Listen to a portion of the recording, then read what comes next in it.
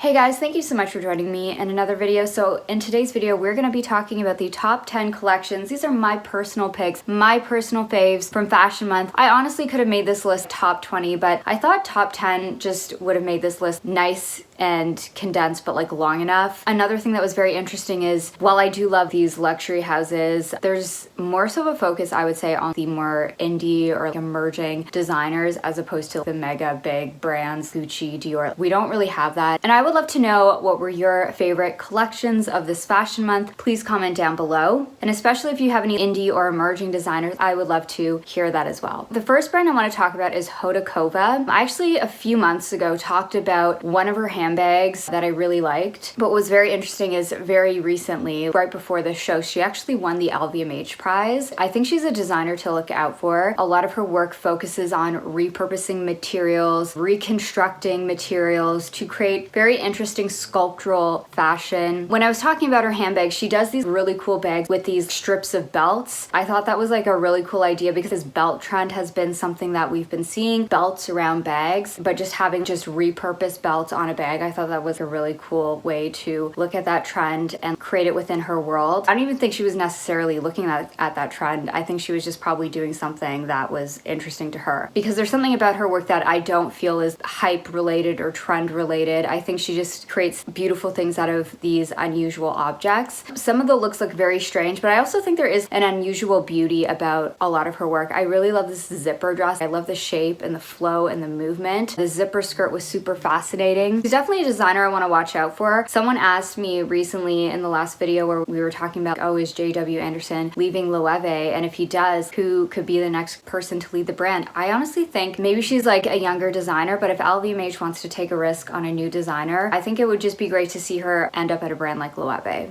Another major debut that we saw this season that was very highly anticipated, although we did get to see Valentino with the resort collection, we finally got to see a runway show, which I think is something Alessandro Michele is also very, very good at. We all know his work at Gucci, and he did get some criticism that this is basically Gucci all over again. And while Michele does have a strong design style, and I think there's also the other side that just doesn't like more of this vintage, gender neutral, very embellished style. Of course, that's just not going to appeal to people that don't like that style. But I also think he has a huge cohort of fans, of people that will support him. And you see this with other designers that have a strong design style, be it an Eddie Slimane or a John Galliano. These are designers, you see their style no matter where they are. Maybe this is like a hot take, but as long as the creative vision is in line with the design house. And I actually think that when you look at this work, when it comes to the fashion, Alessandro's fashion is more Valentino than it is Gucci. We all know Alessandro is an exceptional accessories designer. Gucci was super successful with his accessories, but I think when I look at his ready-to-wear, his fashion, it is very Valentino. Even the accessories as well, I think work here too. Valentino also needs that. So again, yes, he has a strong design style, but it makes sense for this brand. If Alessandro Michele was doing this at the Row, if for some reason he was to take over the brand, that wouldn't make sense, but I think it makes sense here. And I'm sure Alessandro Michele had other brands approach him, but I think he picked this brand for a reason. I think he's done a great collection here. I particularly really liked these lace on lace looks. There's this feeling of undergarments layered over top of each other. There's this trend towards underwear and just really sexy fashion. We saw this at Balenciaga, Chloe, Miu Miu's been doing this, right? But I also feel here, this is more vintage lingerie. And of course, he's going to embellish everything. There's going to be bows and fur trims. I also think these tier dress moments were also a trend this season. We saw some at Alaya in like an asymmetric way. I think he's looking at the styles of the times through the lens of Valentino and through his own lens as well. I thought in terms of the handbags, I did talk about his resort collection and we did see a lot of repeats of those handbags, but I thought this Cheshire cat bag was actually really cute. To be honest, there are some other bags I just thought were like fine, they're okay. We also saw some boxier bags that were reminiscent of bags that he did at Gucci. There was like a mock croc style that kind of reminded me of the Dionysus, like the silhouette, but with that V logo. To me, what makes these bags Alessandro Michele is when these bags are all decked out, when there's more embroidery on them or they're just bedazzled. I think the embellishment, the vintage maximalism is what he's known for. Personally, I didn't love everything, but I thought as a collection as a whole, it was very beautifully done. And I'm asking myself, would I buy some of this? During the Gucci years, I did buy a pair of those dusty pink loafers that he did. I bought some tights. I did buy some costume jewelry when I went to Italy. One of the things is while we're seeing this collection styled in a very Alessandro Michele way, I could see myself getting a little something, not the whole look. Some of these dresses, they'll have like a chunky necklace, cool nose piercing, glasses, a hat. You don't have to wear this whole thing. You could just literally take one of those things and it will instantly make your outfit more interesting. You could go all maximalist and put the piercings on your face, and if you want to go for that, and that would actually look really cool. I think there are subtle ways I think a lot of people can inject this into their wardrobe without feeling like they're spending a lot of money. And that's what I think is really why Alessandro Michele's work was very successful at Gucci. I always felt like I could just buy something, be it like a pair of tights.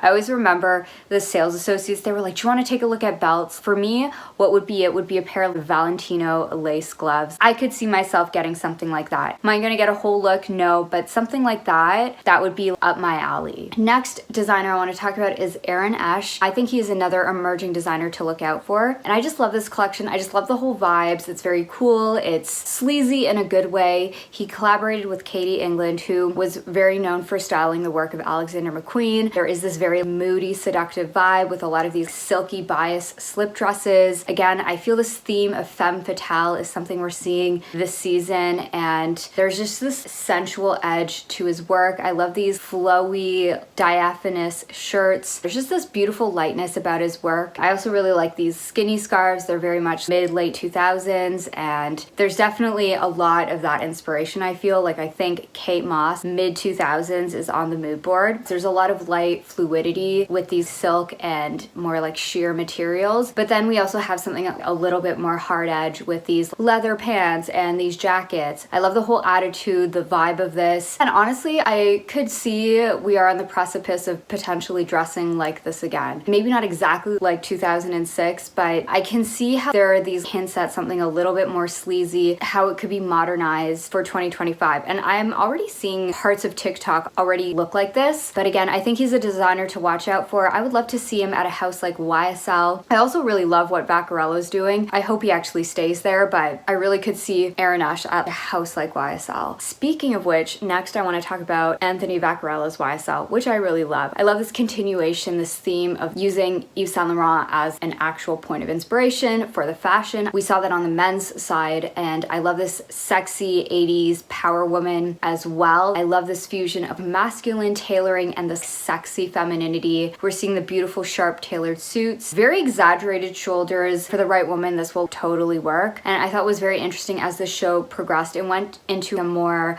vintage bohemian era. I really do love Vaccarello's work. One thing I did notice though was there was no bags on the runway, and I noticed that YSL for the past few years hasn't really been doing handbags on the runway. What I'm also noticing, while YSL had that big bag with a big logo on it, right, from like a couple years ago, I feel like that was probably their last it bag. There just hasn't been a centering on handbags, which could be why YSL bags haven't been, I don't know, it just doesn't feel like they have been as hyped recently. I also think when we think of what is the Birkin of YSL, the pinnacle item that embodies the essence of the brand, right? Like that's what I mean when I say Birkin of YSL. It has to be their jackets, their suit jackets, their tuxedos. That's what you would buy. And I think by them not having handbags, I think it's a brand saying that this is our thing that you want to buy from us. Yes, we have some nice handbags with a YSL logo on them, and they actually do very well. But I have noticed that there has been just a shift in YSL bags not being as popular. Also, YSL did have that price decrease. Next I want to talk about is this emerging designer, Elaine Paul. So he is actually very much inspired by the world of dance. He is a designer with his own background in dance and ballet. And when I look at the clothing, when I look at these garments, they actually reflect that sense of fluidity and freedom and movement that would be found in a dancer's wardrobe. wardrobe. I did ballet for 8 years. I definitely see with a lot of these like stretchy fabrics, but also the use of knitwear, luxurious materials like crepe. I just thought this was like an interesting perspective because while we saw ballet core become a thing like a couple years ago, we're still seeing it on the runway. I think it's interesting to actually see a designer's perspective. And yeah, and I love this sort of mixture of fitted pieces that are contrasted with these oversized silhouettes along with flowing dresses and blazers. I had never heard of this designer before, but I did screenshot their work and I thought it was really cool to talk about here. Next, I want to talk about Standing Ground, another emerging designer. The designer's name is Michael Stewart, and he is known for his very sculptural and elegant approach to evening wear. This season, there was a very strong focus on futuristic and sensual dressing. These dresses look very beautifully crafted and structured. I love how they drape. I love how there's these beaded pearl-like details. It really just gives these dresses this ethereal, almost like alien kind of touch. I really could see him in the future at a house like Alaya, a house that is known for sensuality, craftsmanship, architectural, modernistic. I could see him going to a house like that, and I could definitely see a lot more of his work on the red carpet. Next, we have Chloe by Chimena Kamali, and I think she is continuing to establish her vision of this boho elegance, but made for 2025. And this collection is just a continuation of tributing Chloe's heritage. We're seeing sun-faded hues, blushes, florals, sandy looks. They kind of feel like they're memories of vintage clothing, but there's also something very now. I look at this and I'm like, I could definitely see lots of gals wearing this. I don't know if I could pull off a lot of these looks. Like I could see the coquette girls wearing this, but then I could also see, I'm gonna call them like lady, like quiet luxury girls dipping their toe into this. Like I could see it. There is something just so romantic and sweet, but also very wearable with a lot of these more flowy silhouettes. I do see why people are looking at Chloe, and I definitely can see Chloe being a bigger brand, and I think it is going to be pushed by the industry, but I actually do quite like it. Next, we have Grace Ling, and I think she is another designer that I could honestly see her go to one of these major heritage houses. I love the theme of this collection. It's about this fusion of the primitive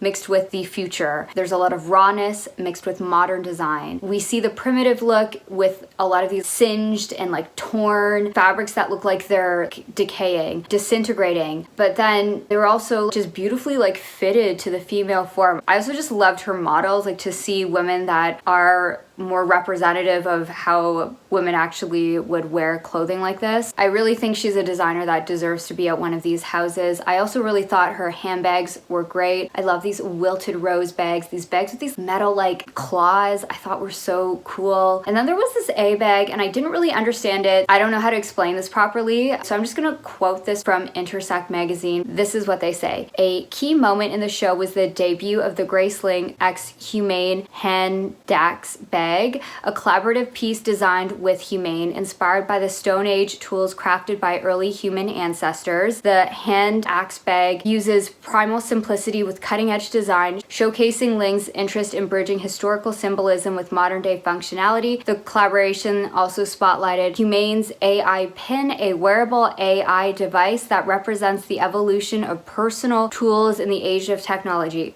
So I have no idea how that would work, but it sounds really, really cool.